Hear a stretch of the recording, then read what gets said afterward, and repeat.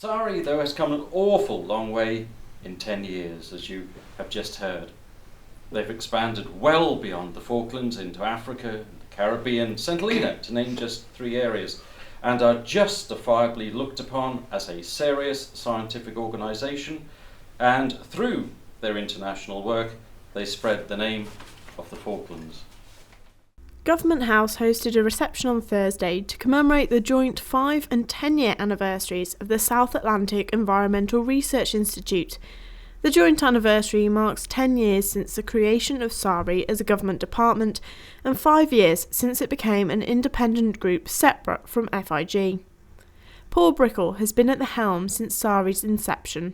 Obviously, we've grown from just a Falkland Islands institution to one that works internationally, so from the Falkland Islands, which I think is incredibly exciting, and I suspect, well, in fact, I'm pretty sure we're the only overseas territory organisation that do that currently, particularly science.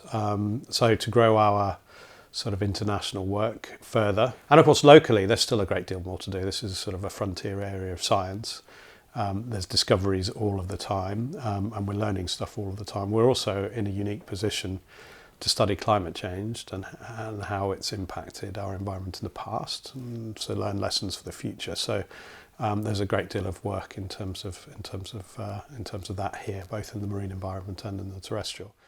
The research group has staff based not only in the Falkland Islands but across the globe, with research taking place internationally. And with 10 years' worth of research, there is a lot to reflect on. And so I think some key things, obviously discovering new species is pretty cool. And we've described 50 new species, so 50 species that are new to science.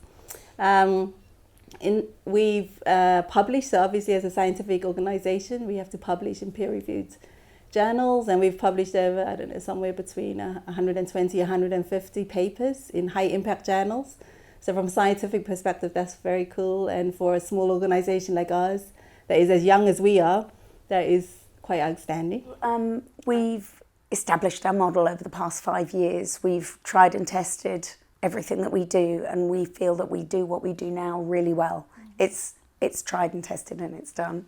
So that gives us the opportunity to continue to do more of what we do and still look for further opportunities. As SAERI looks to the future, discussions are ongoing about a new purpose-built facility and also the increased involvement of the local community. One of the themes that we've had when we've been down here on this visit has been looking for ways that we can bring more Falkland Islanders into what we do as well. And that is talking to the youth and young people who are in the educational path to see would they like to do science. If they do want to engage with science, they can go away and learn science, they can become scientists, or they can support in other ways. We do data, we do some really cool stuff with drones, we do mapping, habitat mapping, we produce geospatial imagery. There's so much that we can do, and one of our blisses would be to do that with Falkland Islanders in the Falkland Islands. They can go away, they can learn, they can qualify, and then they can come back and they can do their passion here. So we want to try and ignite some passion in the youngsters at various ages and stages throughout their educational career, so that we can harness that energy and bring it back into science in the Falkland Islands. Join me in raising a glass to SAERI and to all of you for the support you have given us for the past 10 years. Happy birthday. Happy birthday. Thank you.